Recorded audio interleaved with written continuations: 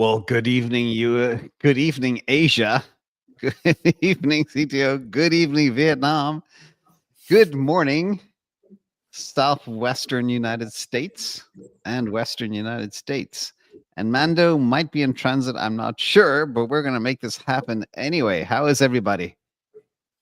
Fantastic. I'm excited. I missed last Monday. I'm very happy to be here. Yeah, people missed you too. We missed you. Glad to be back. So Bitcoin went through a bumpy period last week. There was like 5 big kicks in the teeth, as I call them, everything from job reports to no rate cuts to fear about submarines in Russia and everything else. It was just an ugly week. And a lot of people thought, again, maybe that was the top of the market. CTO, was that just a blip? Was that just some manipulation or sell pressure? Or what was your take last week? I know you've been traveling and stuff. Exactly. Yeah, I have some charts as usual. Should we jump right into them? Let's because jump in. I want to show 3 perspectives on this. To short answer to your question, I don't think it's over. It's nothing in the charts today that kind of signal that, at least. So I want to show 3 perspectives. This is the multi-year perspective from 2021, inverse head and shoulders. And if you have been here for some time, you know that's a bullish pattern. And what happened a couple of months ago in April was a retest. You see here, it tested it again, bounced off. So this is the multi-year perspective. Now let's move on and look at 2025. Then if we zoom in, you see another inverse head and shoulders here. So let's zoom in a little bit so you see it better. Here is left shoulder, head, right shoulder. And what happened now this week, or last Saturday, this Saturday, is that we also had a retest. See here, it kind of retraced to the neckline, and at least based on the past 2 days, it has bounced back above the neckline. So here's the medium-term perspective, also a retest. Now let's zoom in further and look at the spring and summer. And as you recall, we had this consolidation period in May and June. Remember, there was this flag, it broke out and so on. And what happened now? We had a retest of the high of that consolidation period, which was actually here in May already, which had a high of, I think it was 112,000. And what happened here? We got a low of 112,000. And the next day, I think it was 111,903. So basically, on the dollar, we retested the high of the previous consolidation these couple of days. So when looking at it like this, we have retest basically on 3 different time frames. So at least as of right now, when recording this does not signal that anything is over. There is no top pattern here. In quite the opposite, it's perfect retest. I've opened new longs here. So that's my bet. Of course, tomorrow or later today, the situation could completely change, and then we reassess the situation. But right now, this is retest. I have opened new longs. That's my summary. Awesome. Marty, what do you take from all of that? Are we dead? Are we going higher? I think Bitcoin follows global liquidity since the beginning of 2024. If you looked at the global liquidity lagged 84 days, 12 weeks. We followed the move exactly. Global liquidity did this exact pull down. And if you look at Bitcoin, it pulled back exactly 50% of the move from June. So in my opinion, it's all high time frame. Bitcoin follows global liquidity.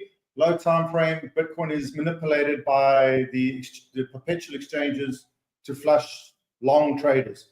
So we predicted this pullback to 50%. I think you get in here now long. I think we're going up, back up to the and the alts did get hammered quite a bit too. And there's a lot of questions later about manipulation. We'll get into that, but I want to talk about big picture about some of the stuff that's happening with Bitcoin.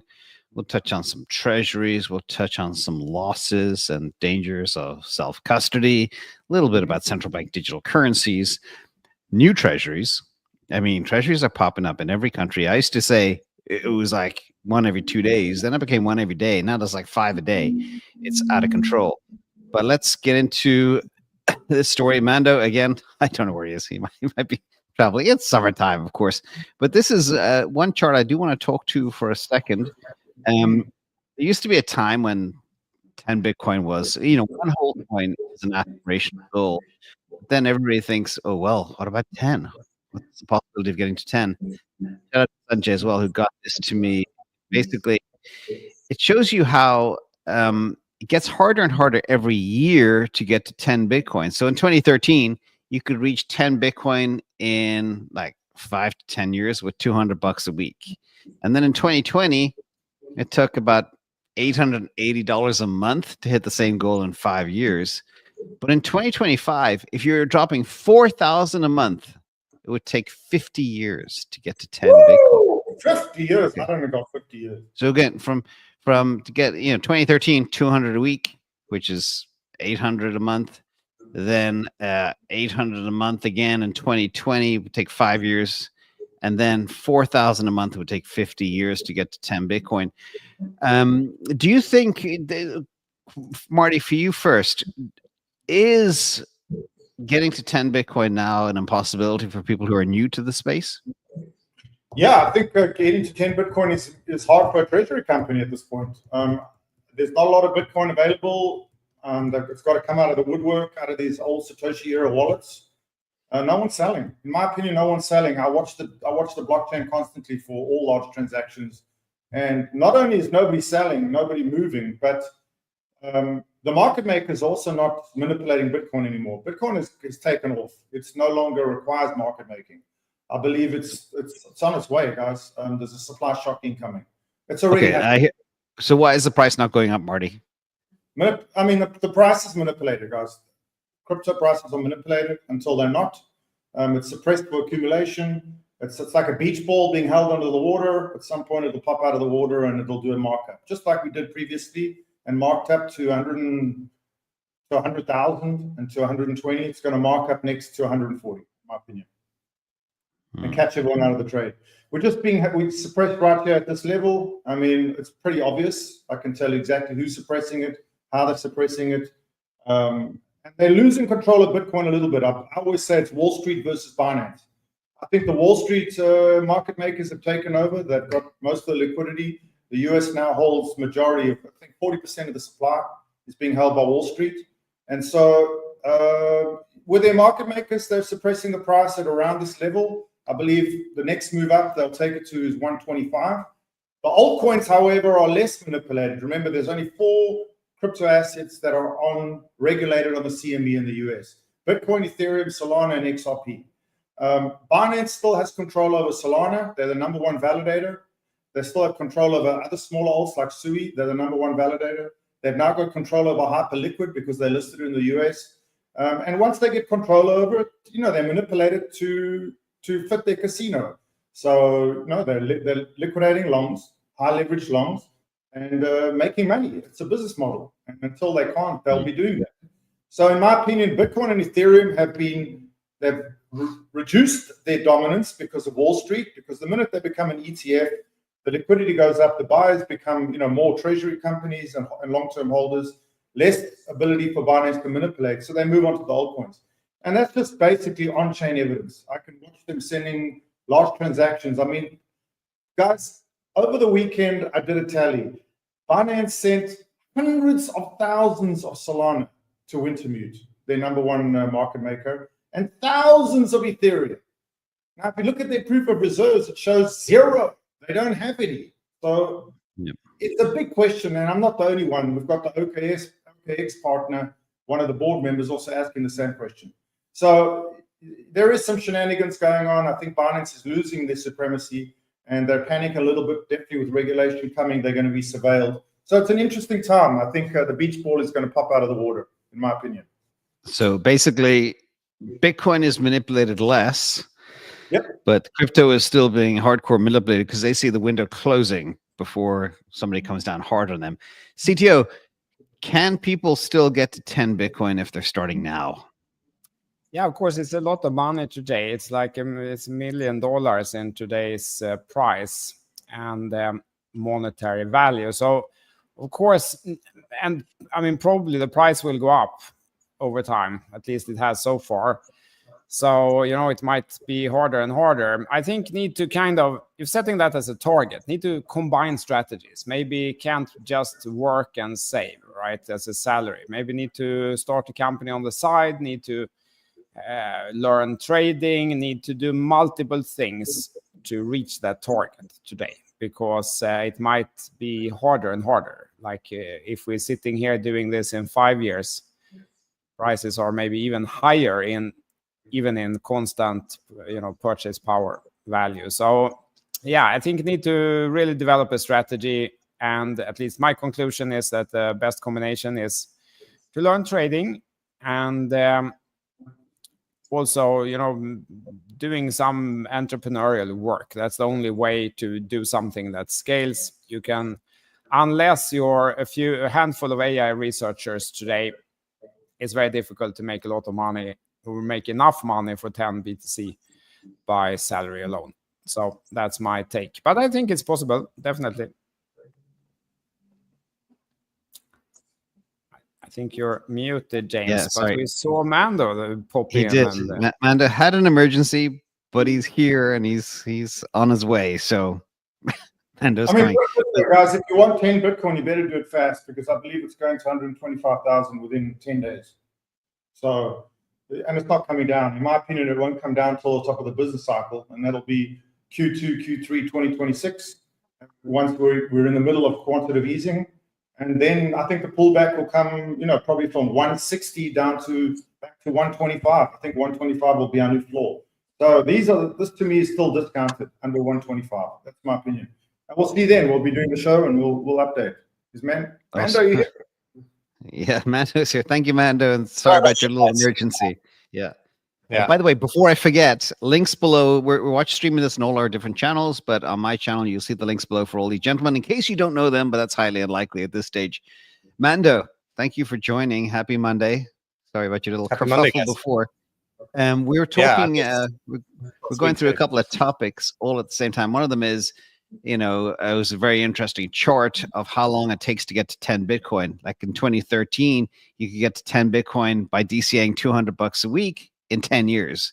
In 2020, you'd have to DCA, between 800, 900, and 4,000 a month to get there in 5 years. And now in 2025, you have to DCA 4,000 a month, and it would take 50 years. And it's another perspective of how long it takes to build a bag. But the question for the team here was, do you believe 10 Bitcoin is now unattainable for those people that are new to Bitcoin? Feels like it, if I'm honest. Feels like you have to have earned some money to just rather than just DCAing. It's going to take a long, long time, and I think Bitcoin by 2030 could be above $1 million. So yeah, and if you're it's not really any other currency that's really catching up with that. So unless you're like heavily invested in other parabolic investments things like AI potentially, I think it's going to be tough to catch up with that. And then you buy as much as you can. Yeah, and CTO is I like CTO's angle is, don't depend on your wage slave, but think about something entrepreneurial on the side to get to that $1 million level. But again, as Marty says, we could be 125K in 10 days. Hold you to that, Marty, by the way. Okay. But no, I'm kidding. But let's talk about some other news. Since considering Mando's here, this is somebody from your former neck of the woods, James Howell. He threw away $1 billion on a hard drive by accident into a landfill. I don't know what part of the UK this is, but he spent Wales. He spent 10 years. Obviously, he was mining Bitcoin, had a lot, threw away his hard drive by accident, and spent 10 years either trying to find it in the landfill or get a lawsuit so he could dig up the landfill and search it. But I think it's like finding a dust particle in a desert storm. It's beyond a needle in a haystack. But he had basically just gave up. And, I spent one of the things that fascinated me in 2017 about Bitcoin was how much was lost and how scarce it is. So I started accumulating a list of all the people who lost their Bitcoin, like this guy and many others. And when you add all that up, it's 5 million Bitcoin is probably lost that we'll never see again, which includes the 1.04 million in Satoshi's wallet, which is Marty's t-shirt. But Any thoughts on this, guys? The danger, again, we always talk about the danger of self-custody, and you're being responsible. I was talking to somebody yesterday, and we're talking about 10 Bitcoin as well. And it's like having $1 million stored in your closet. Would you store $1 million of cash in your closet at your house? The answer is no way. But people do with the key on Bitcoin. Mando, what do you say for your country? Yeah, so for this exact scenario, I mean, at the Bitcoin conference, he was saying that he was raising money alongside hedge funds to buy the landfill site. So clearly that fell through. It seems like the sort of thing where he said, I'm done. But like in 5 years' time, when this is worth 10 billion, he'll be like, oh God, maybe I'll reopen the search. He basically needs to raise money to buy the landfill. I think it's off like Swansea Council or Aberystwyth. It's some second city in Wales. And who knows, maybe he'll be back for it. But yeah, I think within crypto, this mantra is always self-custody, but I do think that there are errors to so many ways of doing custody. Like if you're on an exchange, if you have exchange risk, if you have it yourself, there's various different ways you can do it. But you can have like he had obviously like more of a cold storage method, but then lost whatever device he was using, and then now you have the ETFs, and I do think a lot of money will move to the ETFs here because people will view them as a safer way to own Bitcoin. Yeah, this was actually a hard drive that back in the day, used to be able to slot a hard drive in and out of a laptop. That's exactly what he's holding there. It's exactly the size of the device. And it's crazy. And he's a technologist and a Bitcoin miner. So sometimes people think, if an amateur gets into self-custody, if they screw up, it's kind of expected. But when a professional does it, it kind of gives you a bit of a shock. CTO, what do you think about this professional losing $1 billion?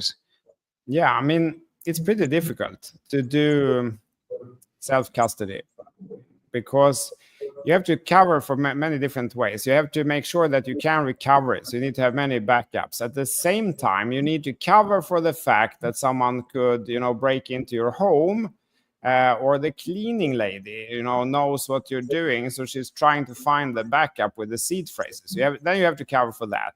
Then you have to cover for the fact that there could be like a violent attack. Someone breaks into your home intentionally to get it from you. Then you need to cover for that. And you need to cover for all these different scenarios at the same time. And they are kind of a little bit in conflict. And it is possible to do, but I have talked to a lot of people in my community, and most people are not covered. And you also have to cover for if you have children, for example. Maybe you want to cover for your own death. Right? Yep. You don't want to lose it like this guy. So it's pretty difficult to do this. And most people are not doing it in a way that covers for all these things. So sadly, I think people will probably keep losing their Bitcoin, I think. That's my conclusion. It is possible to do. I'm just saying that most people don't have the attention to detail required to actually do it right and cover for all these threats. I always give the analogy of, I remember the banks in the Wild West, in 1850, they were the only strong made of concrete type buildings with bars on the windows and stuff. That's the way you need to think about self-custody out there too. Anyway, sorry, I didn't answer. But I think it is possible to do. Absolutely, it is possible to do, and it's great in every way. But I think each individual watching should really think through, like, am I the person who keep losing my passwords? I need to contact support, or I have some issue with my computer and I don't know what is happening or what I did exactly. Okay, then maybe self-custody isn't for you. Then an ETF is probably a safer solution. What I've been seeing lately is a big move. I mean, I do it personally with some of my keys. Is go put in a safety deposit box at a bank. So I find it quite ironic that crypto is making banks redundant, yet the new business use case for banks is safety deposit boxes. So you can see a whole bunch of safety deposit boxes with the keys written down in them. That's all the bank is. So I do that. I just wrote the keys down and went and put in a safety deposit box. And to get it, I need to go and actually prove humanness at the bank. So that's a solution. There you go. Good stuff. $15 a year. It's $15. We have some weird things cooking, and I think when you get into Bitcoin, you automatically become let's say, a little bit paranoid about everything, but we have a couple of things happening in the world today. First of all, Brian Armstrong was quite upset that in the UK, we're talking about the UK again, all of a sudden, it's like a UK show this week, but their Bitcoin ad got banned in the UK by TV networks. And a lot of people aren't really sure why. There's a lot of weird stuff going on in the UK. We'll talk about that in a second. And then this lady, Christine Lagarde, is planning to implement a central bank digital currency by October. We're talking 12 weeks away, okay? And that will influence how anybody spends money, manages money. Are they being good citizens? We've seen the canary in the mine of exactly what can be done in China with central bank digital currencies. It's been her 5.5-year plan to get this thing done. Now they are close to the finish line. Is this a concern for people? I know me, I think I always talk about what California tried to do to its citizens back during C-19, and they tried to mandate everybody to get what. If they turned off your money, we're going to turn off your money unless you get this or whatever. Am I being a little bit too tinfoil hatty, or is this a real concern? First of all, to you, Mando, UK banning Bitcoin ads from Coinbase, shocking or expected? No, I think that's kind of expected, if I'm honest. Like, they've come out very, very hard on a number of different on crypto media. So if you're an influencer in the UK, or you're advertising meme coins or leverage trading or exchanges in general, they have like a really stringent set of guidelines around that. So actually being involved from the UK in crypto, in terms of being a content creator or being involved in advertising, is actually very difficult. It's actually why a number of the exchanges actually pulled out as well. Coinbase has stayed, but I think this is gonna continue to happen. I don't think it's like banning Bitcoin, but like advertisement of crypto is going to be treated very similar to advertising of things like spread betting or other more like quasi financial betting platforms. So it's going to be. But tough. I remember stories 20 years ago. The cable companies, I don't know what they're called, but if you're watching TV at home and there's a horse race, you were able to bet on the horse race, and they would just bill your cable account to your house. And I know somebody. Yeah, I know somebody who lost £4,000 betting on horses, and the wife got the bill in the mail the next month, and she was like shocked. Really? True story. Yeah, look, I think advertising, or like, I think cryptos may be even more stringently regulated than some of the sports betting stuff in the UK. But aside from that, in terms of the CBDC thing, this has been the weirdest thing about Europe. Like, the euro is so obsessed with the idea that crypto is going to replace the euro. And they haven't really embraced euro stablecoins in the same way that the US has. Which is kind of strange as well, because it's not like there's a lot of like, I don't know, divergence between the views of different countries in the euro. So the idea that they want to have some sort of one CBDC, I think it's just it'll open up a can of worms. Like, I think they should embrace these independent stablecoin companies in the same way the US has. They can maybe control them that way, but like, the fact that Lagarde thinks that CBDC is going to save the euro just seems laughable to me. Like, seems like really ridiculous. Yeah. So CTO, you come from Europe. You've been watching this like I have very closely for many years. How alarming is this? I think it's not so alarming, because these bureaucrats have forgotten one thing. And that is that there is no value for the user. There's no customer value. There's no value for anybody with the CBDC. So who's going to use it?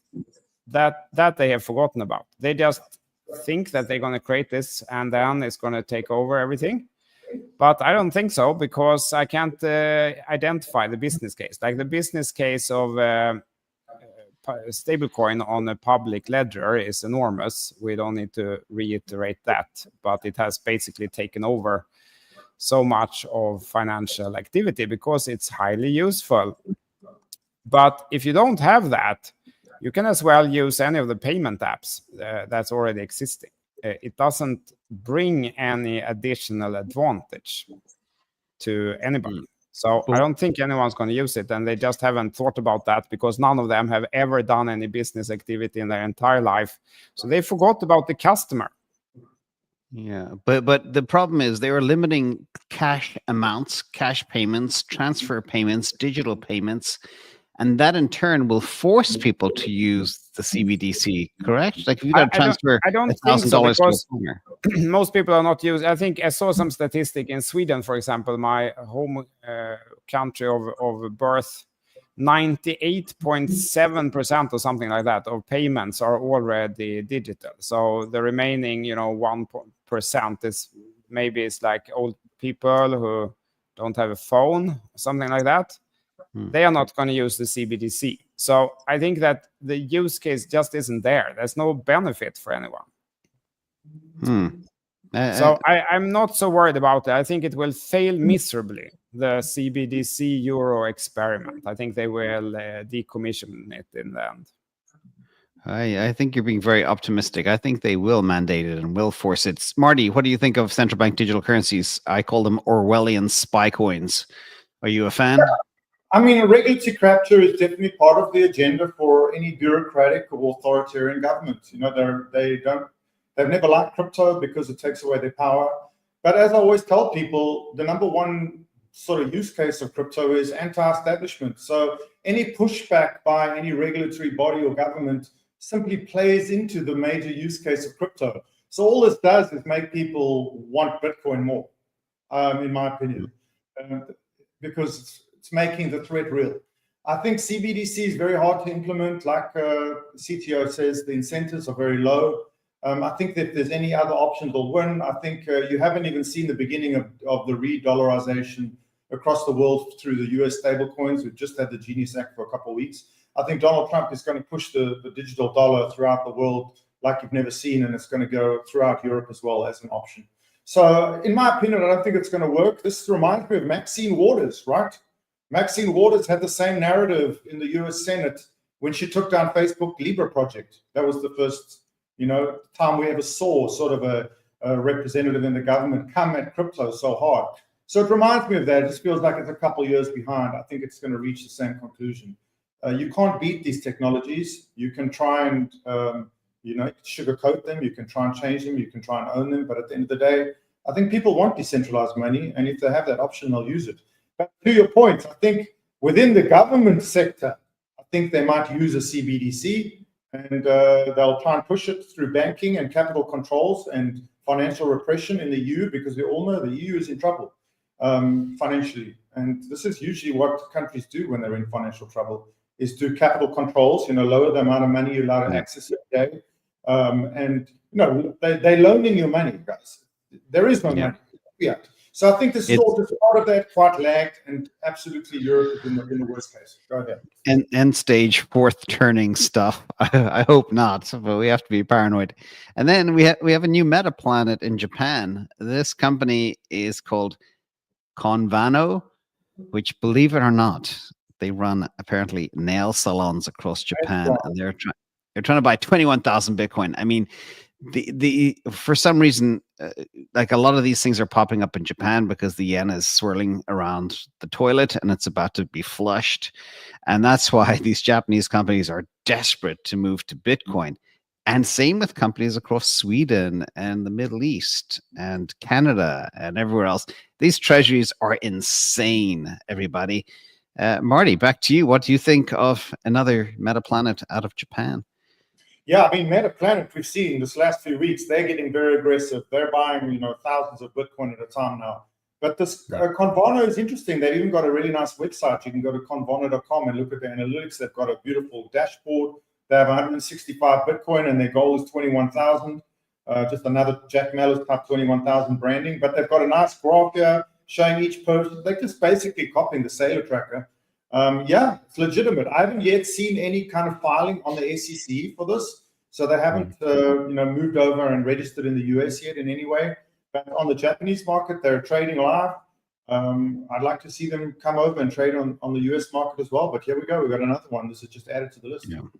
That's super interesting. And then we had one of the most mind-blowing earnings calls I've ever listened to, and I listen to a lot of earnings calls. This is from MicroStrategy, and to you, Mando, because you know how debt markets, credit markets, bond markets work very well. During the earnings call, Saylor said he is no longer going to ATM MicroStrategy equity unless the NAV premium is greater than 2.5. It's currently about 1.55 as we speak. MicroStrategy is up about, I don't know, $15 today on this, but he explicitly stated he will not use the at-the-market ATM for his stock. And I think he's saying that because there's so much demand for the STRC, which is their new money market that pays 9% versus your 3 or 4% you even get in traditional money markets. Now, when I look at this, this is a great chart. I can't remember who put it together, but it siphons off money from traditional markets, and the Bitcoin market cap is tiny, 2 trillion compared to these. You add these together, it's $550 trillion of what they can siphon away between the equity market, the bond market, the money market funds. Do you believe MicroStrategy can sustain themselves by just selling their newfangled version of a money market account? I mean, I think this is really good news for the common stock that he was going to do that. Because I do think that although it's non-cumulative dividends, like paying prefs 9 to 10% a year, if you're going to continue to do that to fund your Bitcoin purchases, it can have an impact on the common stock. So I think this is a good scenario for the common. I continue to have the controversial view that I don't really know what benefits you of him buying more Bitcoin. I kind of feel like this vehicle is well financed, and I don't really know if there's going to create more equity value by buying more Bitcoin, because it's on a per share basis. You're probably going to get the same than if it was right now. So I'm of the view that Saylor's absolutely hit a screamer, but I don't want him maxing out 9% interest to buy more. It's better. This vehicle of pref shares is better than converts, which he was using before. But even then, I kind of like Saylor's position. I wouldn't do anything right now. I think what scares me is that he stretches to buy 50 billion more, and has to kind of do it in a way that can trip him up.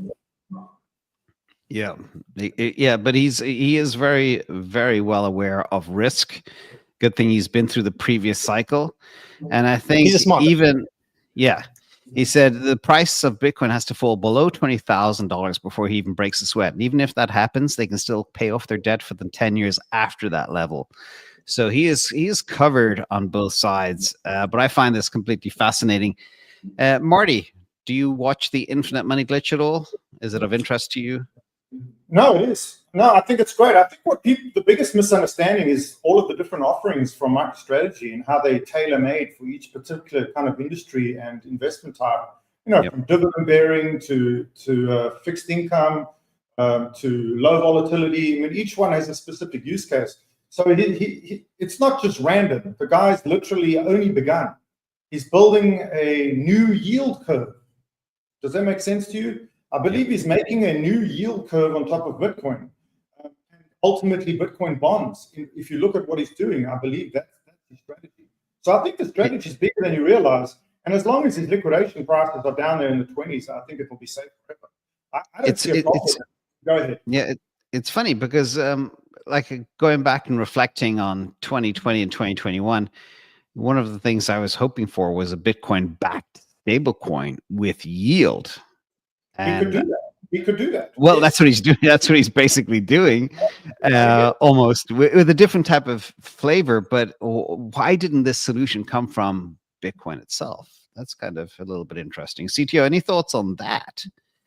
The answer was there. The need is there. Yeah, absolutely. I mean, that's what Bitcoin is lacking. Though, if you're looking for something that is lacking, it's the yield, right? If we look for criticism or what could serious investors say, they could say that, but it's not an asset because it doesn't bring any yield as opposed to equities. So, I mean, I would have liked that also. I would like some yield solution to Bitcoin. I would love that, in fact. and that proposition has also worked very well as a narrative. Like many of the altcoins have had that proposition, then they've had a lot of other problems, maybe which Bitcoin doesn't have. Imagine if we could get some solution where you could get a very high confidence yield, right? I think a lot of us are very wary about high yields in crypto. Like the moment someone is paying you high yields, high APY, and so on, there is some enormous risk somewhere baked in. And often it's not a favorable equation at the end of the day. Like the risk you're taking is bigger than the yield you get. Yep. But Bitcoin is unique here in this perspective. So if you could really create this, something that seems very stable, maybe more stable than government bonds at this point of the world, with fiat, facing really issues, fiat could go into collapse. It could go into astronomical inflation numbers at the end of the day, like accelerating inflation, hyperinflation. And I think a lot of people would prefer a Bitcoin-based yield instead of government-based yield if given the chance. So if we could really crack that, I think that opens an enormous amount of money, actually. Yeah, and there is so much downside protection with his vehicles that are there. But I think what really was the wake-up call for Michael Saylor is when he wanted to list $500 million worth of this STRC, and he was oversubscribed by 5.2x. So the demand is insatiable. And this demand, people are wondering who's buying this stuff. Well, it's insurance companies, it's banks, it's companies that need Treasury return, that yield you're talking about. Exactly. So, I forgot to say one very important thing. Like what is different here than in all other situations is that the volumes that they are buying actually affects the price. It moves the price. Yeah. So in a way, it's a little bit of if he can keep the volumes large enough, even if it doesn't give any benefit as such, he will probably drive up the price of Bitcoin because it's enough billions to actually do that. And I'm sure he's very aware of that also. Oh, yeah. And in fact, their bag, I think at the beginning of 2024 was like 400,000. Now it's 630,000. They've added 230,000 Bitcoin in 18 months, which is a lot of Bitcoin. And it's going to be hard. He knows he just needs to front run everybody. But speaking of yield and yield bearing assets, some crypto stats here, just calling out a few things. There's one name that keeps on growing faster and faster. There has been some technology stuff, and I don't want to be shot for talking about this name, but I'll ignore the green line. But the green line does now do 77 times more transactions than ETH. 77 times. It does 4,000 times more transactions than Cardano. Okay. Now, and Base is now doing pretty much everything on ETH, but yet it's a private chain with one central validator. It's pretty crazy. But on top of all that, we'd also have more Treasury. Well, we have more manipulation. And this is what everybody wants to hear from you, Marty, again. We touched on it briefly at the beginning, but it's clearly egregious. I want you to tell the audience that they do not hold any Solana reserves, but they're shipping 110,000 Solana to Wintermute to manipulate the price. How illegal is this?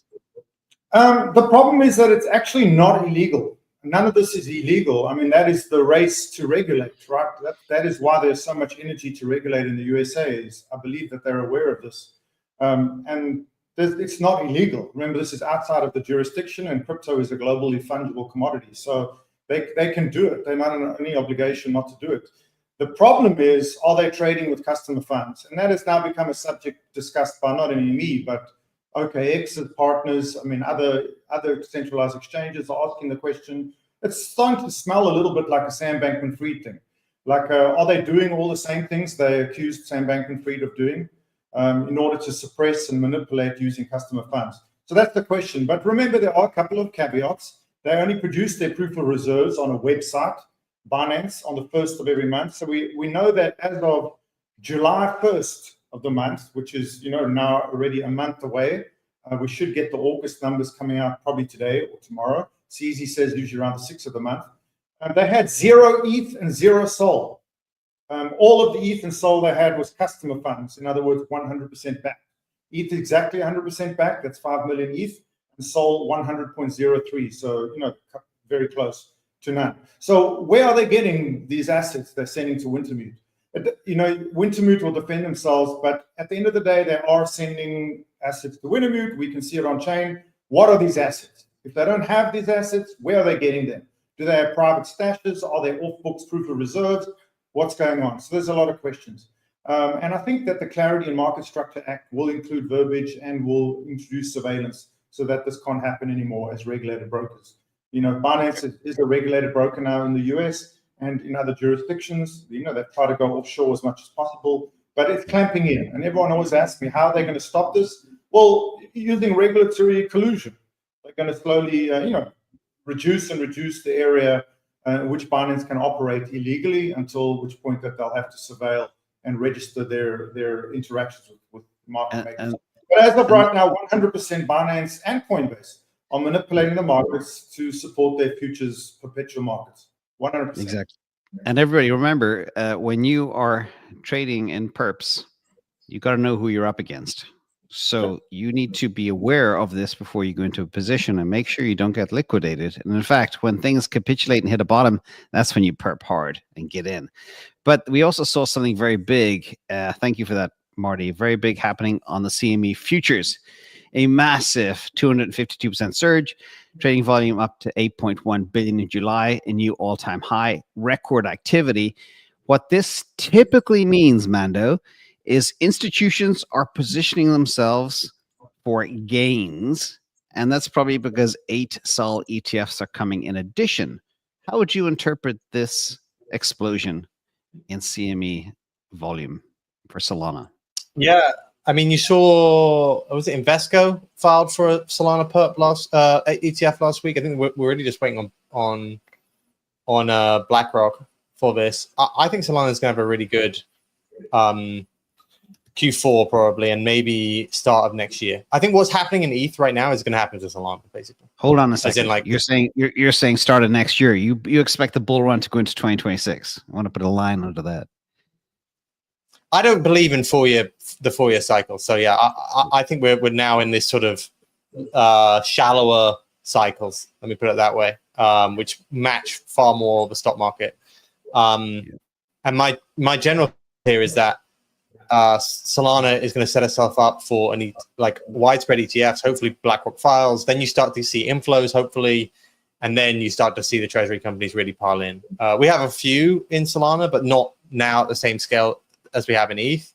And all that is just TradFi getting behind it. And I think that story takes a little bit more time for we would call it slower money, like institutional money, wealth managers to kind of get on board. And then that's when you get the FOMO from the treasury companies happening as well. So I think Solana is the clear favorite to do a similar sort of run over any of the altcoins, potentially only really hyper liquid. But Solana's the clear one. But I think it might take a little bit of time. It's interesting you say that about the treasury companies, that they're going to come in later, because they're already quite active right now.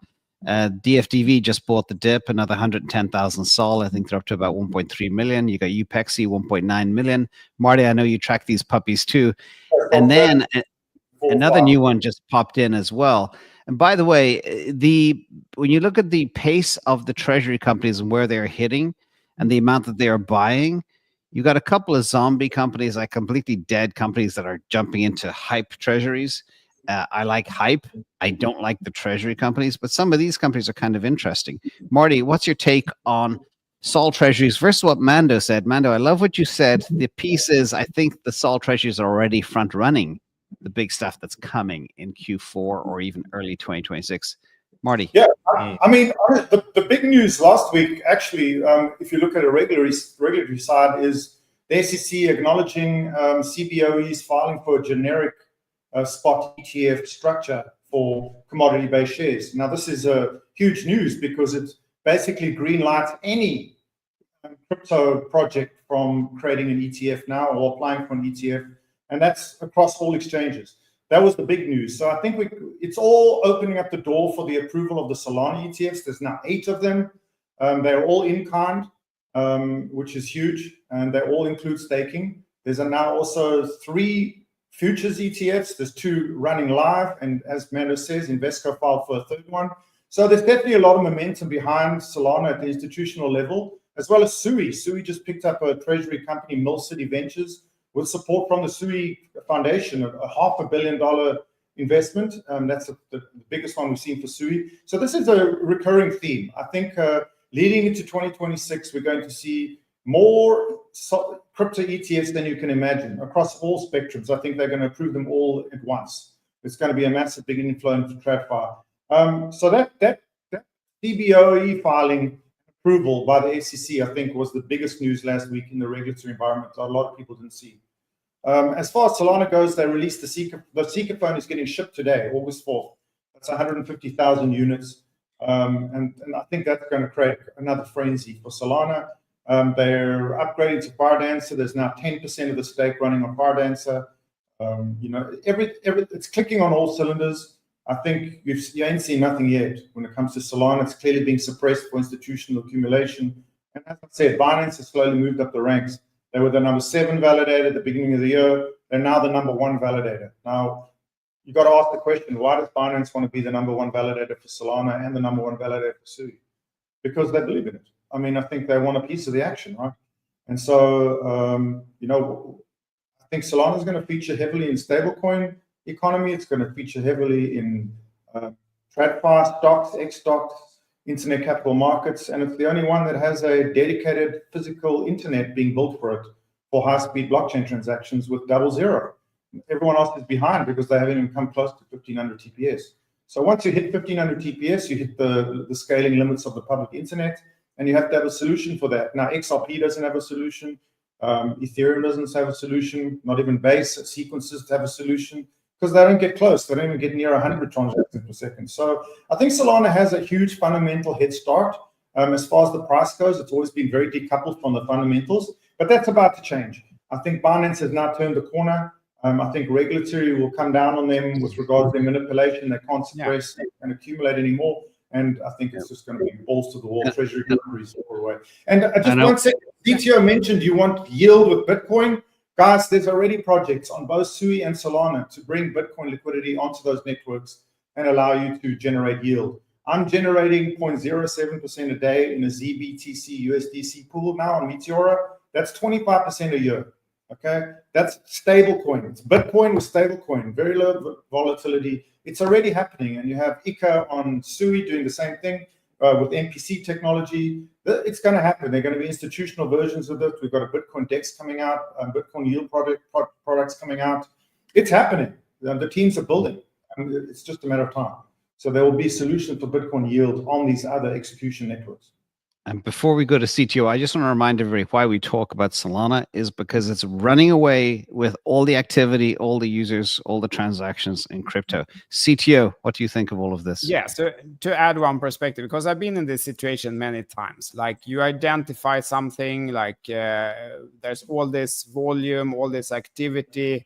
So why is price not going up? And previously, I often made the wrong conclusion. I felt that, okay, maybe I didn't get it. Maybe others understood it better, and I kind of gave up.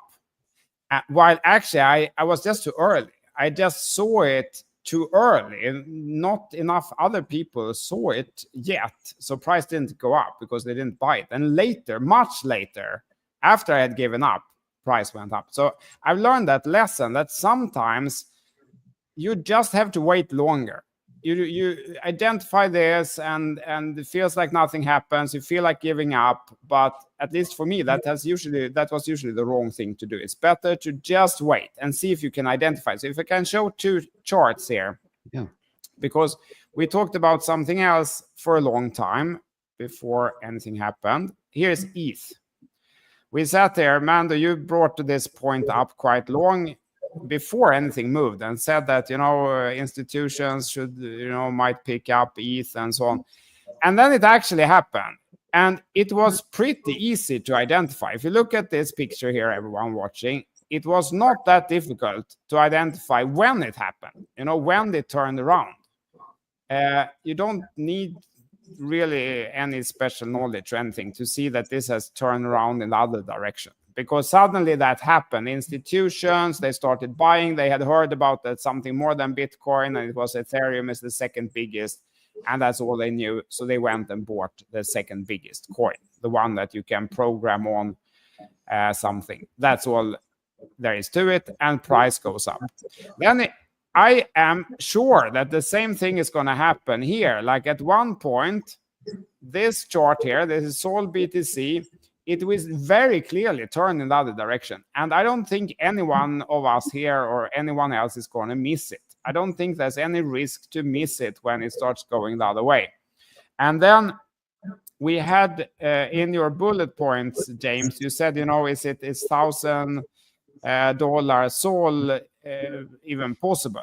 I don't deal in predictions, but I like possibilities. I think scenarios is a very powerful tool. It kind of opens your mind to think what is possible. So if I can just have 1 more minute to zoom out a little bit on this chart and answer that question, because from today's prices in Sol to BTC, if we just go to all-time high, that's like 3x from here. It's plus 200%, which is 3x. So 3x versus Bitcoin. And then could Bitcoin double in price? Yeah, probably. So that makes it 6x then. 3 times 2 is 6. So to translate that into dollars, that's $500 or $1,000. So $165 times 6 is $990. So $1,000, is it possible? Yes, of course it's possible. Actually, Sol to BTC just has to get back to previous levels where it's already been. And if Bitcoin doubles, okay, then we have 6x. That is $1,000. So I'm not predicting this. I don't know what will happen in the future, but it's good to understand possibilities. Is something possible? And yeah, definitely it's possible. And in that case, it will trend up for an extended period of time. And I don't think we're going to miss it, guys.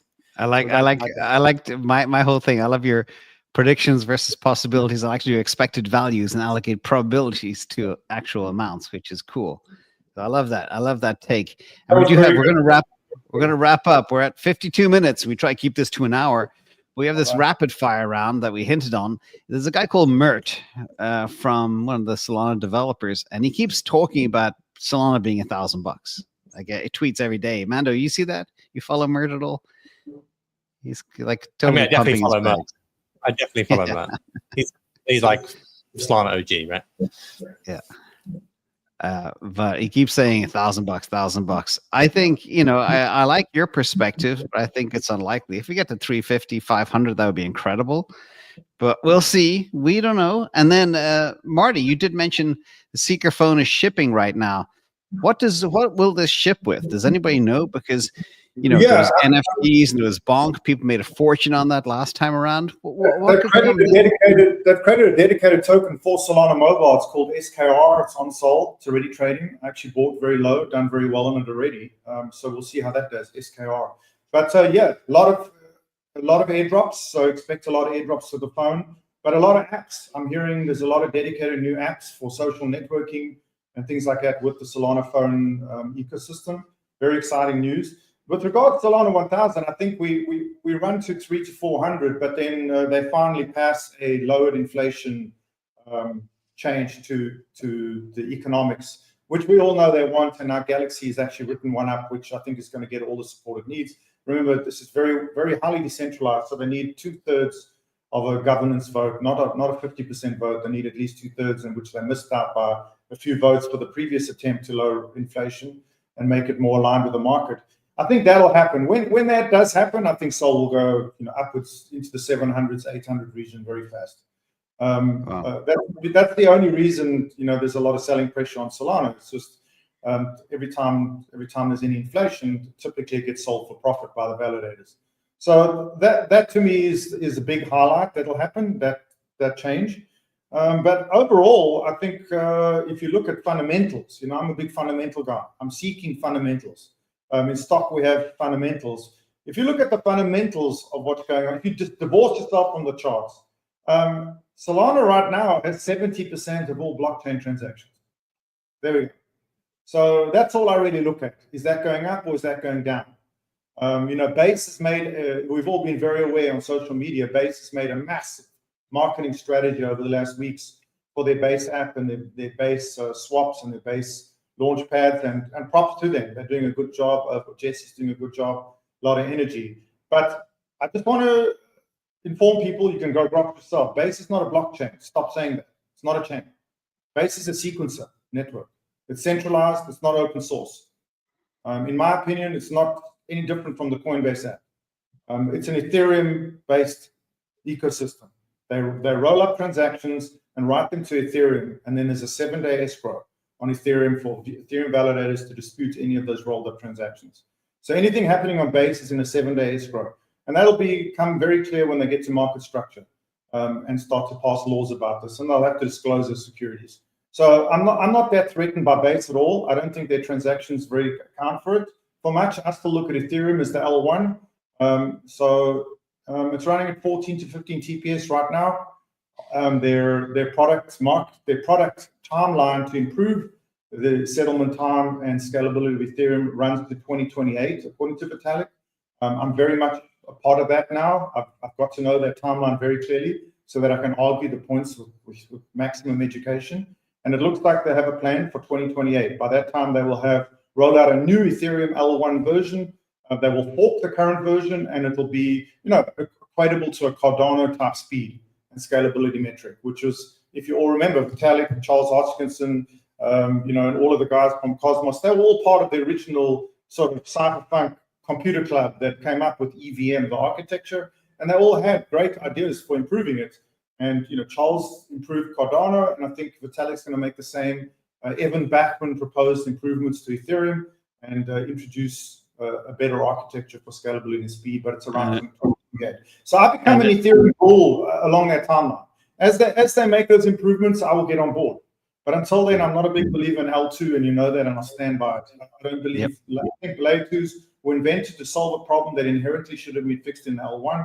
And at the end of the day, these are securities. They're derivatives. Everything on an L2 is a derivative, not sufficiently decentralized.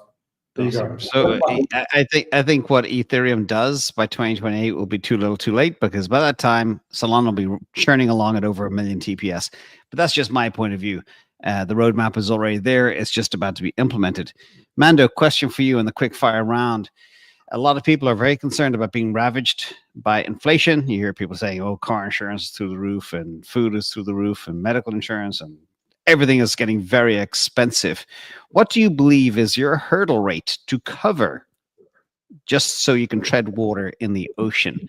I believe it's like 12 to 14%. Some people believe 8 to 10%. And with the pace of global money printing right now, what would you peg it at? And is it going to get worse over time? Yeah, I think I saw something crazy today. Like the dollar has lost like 75% of its purchasing power over the last 2 decades. Something insane. Yeah. I would say double digits. Like if you're going to be investing in things, you've got to have the perception that you want to be getting 15% plus, in my opinion. Which I think it then becomes kind of reductive. You only get involved in a few different things, of which crypto, AI, robotics, obviously are up there. I think you have to have that as a return profile. I don't think you should have all of your money invested at all times. Though. I've said this so many times. Like, I think there is always a time, even in crypto, like once a week, once a month, where everything is red. It's down a lot, and you just wish you had money to buy. But it's always good to have a amount of money to buy pretty bad dips, because it's just like volatility is the product for crypto to a large extent. So you got to know how to trade that yourself. Like what we kicked off at the very beginning. There are sometimes deals that you have to be ready for, like $75,000 Bitcoin a few weeks ago. That was a screaming deal, and then it goes back to 123 grand. I obviously have like a take which is slightly different to this. I still think the best trade at the moment is ETH. Like I know we spoke about before fundamental versus technical trades, and it's a technical trade rather than a fundamental trade. I just think TradFi's coming in and buying it. And I wouldn't fade that.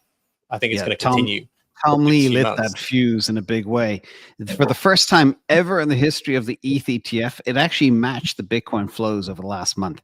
Which So is the amount of crazy. money coming in is bonkers. Yeah, when it was like dead for a year plus, and then all of a sudden, in the space of a month, it went on fire. So, well done for pegging that one. That was a great call.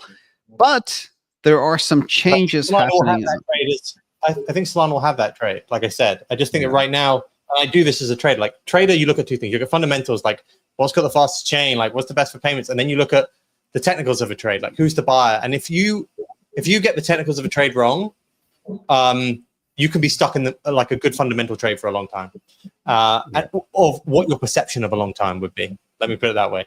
So and right now, I feel like ETH is maybe not the best fundamental trade, but it's got the technicals behind it, and that feels like a good short-term trade. So I think it's going to outperform Bitcoin here for a little bit. And this dovetails nicely. And I love what you said by 15%, because if anybody watches my channel, 14% is my hurdle rate where you're not treading water. If you're not making 14% on your portfolio, you're probably drowning over time. CTO, this takes us to a related concept, not just the hurdle rate of 14%, but people are beginning to consider, should I stake my USDC and get 4 or 5%? Or should I stake my Sol and maybe more risk, more return? How do you play this, or what would you tell the audience? Although you don't tell them anything about financial advice, but interesting debate. Last question. Yeah, I mean, staking in crypto generally hasn't been a good risk reward, in my opinion. Like the yield you get versus the risk you take has many times turned out catastrophic. Like I feel like Mando said, if you invest in anything with any kind of risk, you have to have like at least 15%. And if you invest in something risky, you need much more than that. If you invest in anything that can realistically go wrong next year, you need maybe 20-30% out. So I'm not interested in staking anything that gives like 4 or 5%. That's my take on that. Then should you like leverage trade and stake stocks to buy more Bitcoin or something like that? Of course, it's for advanced investors, and it's very difficult to give generic advice, I think. Yeah. For that. But what's very interesting though, because I did a video years ago, and basically, if you're buying, say, Solana at $8 and you stake it, and you're getting 8% return per year, and the price of Solana goes to $250, your actual returns on the base cost are really high. We're talking hundreds of percent. So staking can work out very, very well when you look at it from that perspective. But that's a separate issue altogether.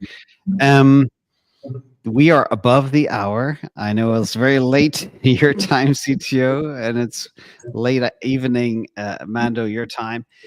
Any final thoughts for the week? We went down a bit of a different path this week, talking about kind of hurdle rates and central bank digital currencies and crazy stuff. The big takeaways I got from this today, as CTO always says, he always learns something, is Mando thinks bull run is running into 2026. I heard that too. I heard that. Marty said 125K in 10 days for Bitcoin. I heard that too. And a lot of other good stuff. And also technical trade versus fundamentals. Very, very valid point there as well for Mando. And glad to hear as well that ETH and Cardano are going to make it. That wasn't on my bingo card. So Never said Cardano. I never said Cardano. Yeah, it's mad. I have one final. If we have like final takes, I'm in Vietnam here in Asia, and every time I come to Asia, I just get amazed and reminded that the world is actually changing. When living in legacy countries, if I call it like that, Correct. 1 year, 2 years, 10 years, 20 years, nothing really changes, and you start feeling that the world can't change. But then you come to a place like here. And it's, Hanoi is 2 years since I was here, and everything has changed. Like they built the best mall I've ever seen. They built it. There was nothing there 2 years ago. They've decided, okay, only electric motorcycles and cars in the city center. Boom, decide, implement in whatever, some months.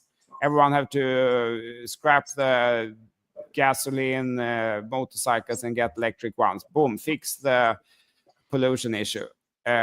Everything is changing, and it's changing so fast. So when we're in this space where we're always sitting here talking about change, can the financial markets actually change? Can this happen?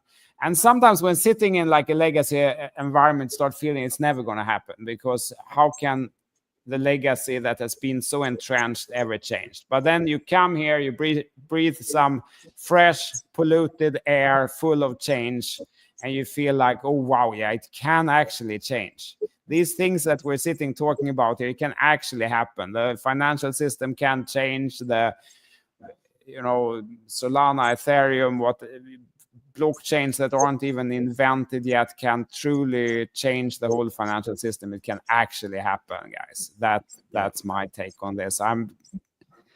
Love coming to Asia and be reminded of change. Last time I did a trip was Singapore, and everybody is living on their mobile device. Everything is paying, ordering, scheduling, cars, taxis, everything is digital.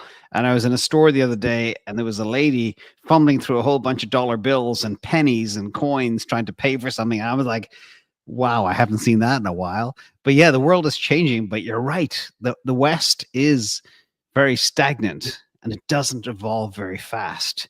Marty, final thoughts from you. Thank you for that great input. Yeah, I don't get too much caught up in the noise. I think just on a high time frame, follow global liquidity. It's all available, readily available on TradingView for anybody out there to follow. Right now, the correlation is almost exact. I mean, according to my numbers, every 1% increase in global liquidity equates to roughly 7 to 8% increase in Bitcoin's price. And obviously, all other assets are correlated to Bitcoin. So at the end of the day, follow global liquidity. It called this little correction, this 50% pull down from the June move, almost exactly. And its next move is, to the date, I can tell you right now, because it's 12-week lag, around September 23rd, we'll be at 140,000. Then we'll do a reaccumulation there, probably through into the new year. There will be a pullback, probably to around 125, like I said, 125 to 130. Then a longer reaccumulation, kind of like we had early on in 2024. So around June or July of 2026, which will be the next markup, probably to the 160 range and higher. So in my opinion, that's the high time frame. On the low time frame, just follow the liquidation levels. Understand Binance and Coinbase are running businesses. Their business relies on liquidating longs. There is no free lunch. Any leverage traders out there, high leverage, you're not going to win. It's impossible. So just give up, reduce your leverage. Nothing over 10% ever wins. So why are you trying? It's futile. It's like betting on a losing horse. It's just idiotic. You're giving your money over to these exchanges. The good part about it is, what are the exchanges doing with the liquidity? Probably buying Bitcoin. So it's an interesting thing. The other thing is Jack Mallers. Listen to Jack Mallers. Jack Mallers has been very vocal recently about his thesis for Bitcoin and stablecoin. Remember, stablecoin came along to Jack Mallers. It's like a dark, evil thing. He's now turning around and understanding that stablecoin is part of the strategy. And it appears as if the government, Wall Street, and the institutions are pumping Bitcoin with debt because they need to print the equivalent amount of treasuries to buy stablecoins. So they've created this sort of recycling perpetual machine to force debt and new issuance of treasury, short-term treasury T-bills into Bitcoin. And follow along with that too. I'm here every day on the space, and we listen to Jack Mallers a lot. And it seems like there was a monetary shift, the 1st of January 2024, monetary policy shift, part of the Scott Bessent Howard Lightning strategy to move dollar fiat debt into Bitcoin. And it's realized perfectly. So far, it's happening exactly according to global liquidity. And until that stops, that's my thesis. So I recommend everyone to follow along with that. But we'll see next Monday. I reckon it will be at 125. Exactly. And then speaking of stablecoins, the growth in stablecoins has been exponential straight up. And that's a huge use case as well for much of crypto. Mando, final thoughts from you. Liquidity, stablecoins, ETH, crypto, markets. You mentioned robotics earlier. It's like the robotics is on your bingo card. What's your robotics play? You've got it. Well, Tesla's obviously one of them. Look, I think we're going to have a strong September. I think that's when we kind of break out when we start to have rate cuts. I think we could chop here for a little bit again.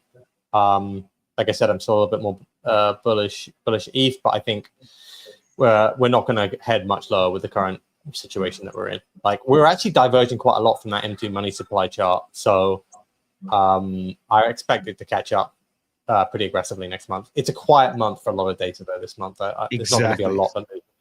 August is death. And then people come back and see what happened in August. And then the first week or two in September is always crap.